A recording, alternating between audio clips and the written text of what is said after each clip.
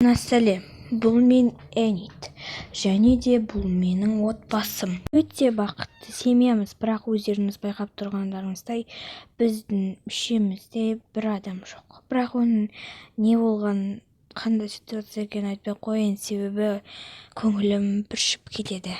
Енді өзімнің отбасымда кішігірім таныстыра өте кетейін. Бұл менің анам, Элиза, жасы 25-те. Ал бұл менің ең кішкентай сестренкам, ол яғни айтқан кезде қарындасым, либо бәрібір, қазіргі таңда бәрібір. Ол әлі кішкентай, 1 жаста. Ол няня деп тамақ сұрайды, сөйтеді, ол өте ерке қыз. Бірақ өкінішке орай, оны әкем көрмеді. Және де мен өзім Энит, атым, жасым 13-те. Және де біз үстелде отырып осылай әңгімелесеміз. Балам, сабағың қалай?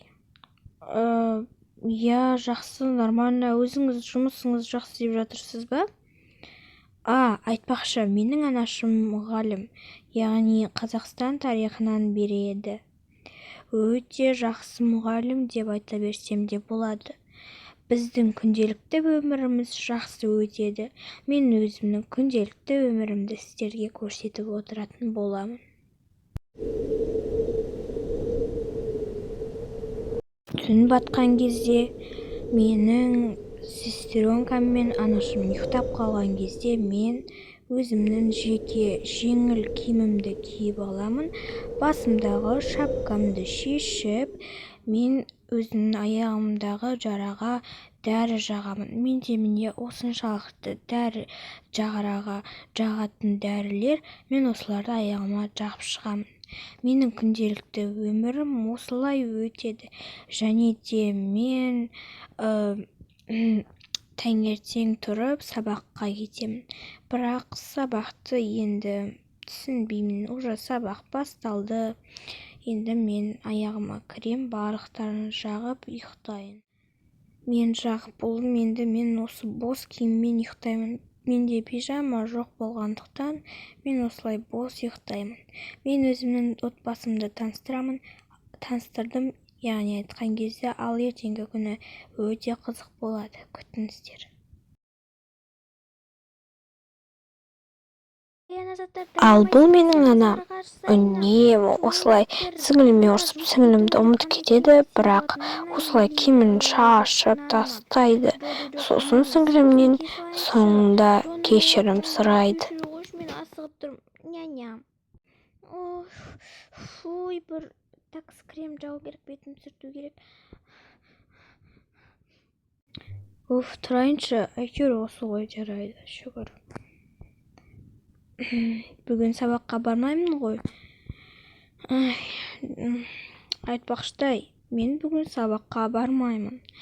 Менің анашымды көргендеріңіздей өте асығыс. Менің анашым өте бос емес, себебі кәпсейда олардың сыныптарында, яғни оқушыларында Қазақстан тарихы ең бірінші сабақ болады. Менің анашым қандай тамақ дайындап кетеді деп ойлайсыздар? Осыған тоқтала кетейік. Және де анашым күнделік тамақ дайындаған кезде менің айтатын сөзім: бір осы тамақ күнде береді ғой, жарайды, анашымды түсінейін. Кейін мен таңғасымды жақсылап ішіп алып, өзімнің қарындасымның тамағын беремін. Анашым барлығын холодильникке салып, қарындасымның тамақтарын барлығын салып кетеді. Мен соларды дайындаймын. Күнделікті өзімнің қарындасымды еркелетіп тұрғызамын. Мысалы бұлай: Аякош, тұра ғой жаным сол. Кімнің қарындасы, кімнің бопашы, кімнің баласы, кімнің қарындасы. Сосын осылай ол күліп менімен бірге барады. Осылай еркелетіп жүрсеңіздер, балалар еркелейді. Балаларды бақытты қылып өсіру керек. Қарындасым тамағы біткен кезде анашыма звондап, сұрап аламын. Күнделікті мен оны тамақтандырамын, ал сенбі, жексенбі күні менің анашым тамақтандырады. Жолына көтеріп отырғызамын. Бірақ ол отыра алмай қалады. Тағы сосын екінші попыткада отырады. Маған еркелеп тілін шығарып жатады. Сосын тамағын ішеді. Мен болса күнделікті ісіме барамын. Деп ойласаңыздар, әрине анашымның киімдерін жинаймын. Күнде шашып кетеді. Сабаққа бармағандықтан мен өзімнің уақытымды босқа кетірмей, мен ұйықтап аламын. Мен аяғымды жуырда сындырып алғам, мен сіздерге кеше ол жайлы айтқан болатынмын. Және де мен ұйықтаймын, себебі түскі уақытым жақсы өтіп, аяғым демалу үшін маған көп ұйықта деп айтқан болатын. Қарындасым ол өзімен өзі ойнап жүреді, оны уайымдамаймын, себебі есік құлыптаулы, өзі жүреді, сосын ары-бері жүріп, ойнап, секіріп, әрбір үйді аралап, заттарды нетеді, бірақ көп шашпайды, себебінде мамамыз бұрында ұрысқан, енді көп ұрысқан жоқ, сондықтан да қорқады кішкене, и шаршаған соң өзі ұйықтайды. Ол уже кеш батқанда менің анашым келеді, бізге тәттілер алып келеді. Бірақ ол кезде менің қарындасым ұйықтап жатады. Келе қойыңдар, ойбай, ұйықтап жатыр екен ғой менің боташкам. Жаным сол. Нит, бер кел балам, мен саған тәттілер алып келдім. Қарындасыңмен бірге жейсің ғой, либа. Иә, анашым, қазір барамын.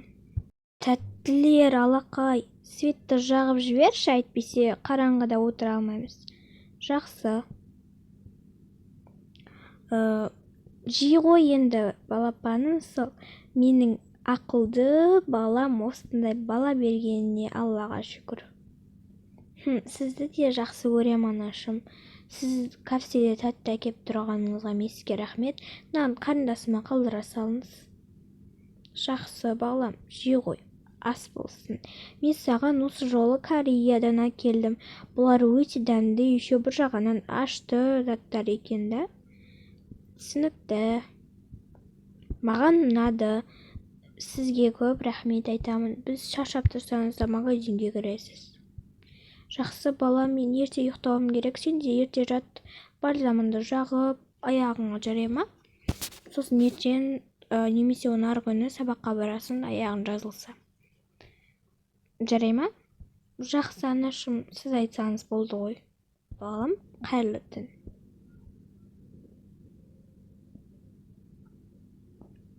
Мен обычно өзімнің жаттарға киетінімді сіздер түсінбесеңіздер, яғни айтқан кезде осы бос киімімді киемін. Бұл өте бос достар негізінде, және де мен өзімнің аяғыма крем жағып, оқортымды жасап аяғыма өзім ұйықтаймын, наконец-то. Біздің күнделікті өміріміз ұнаса, лайк басуды және тіркелуді ұмытпаңыздар, бірақ бұл соңғы емес. Екінші сезоны жақында жуырда болады. Мен тұрайын енді. Мен бүгін осы киімді киім келіп тұр.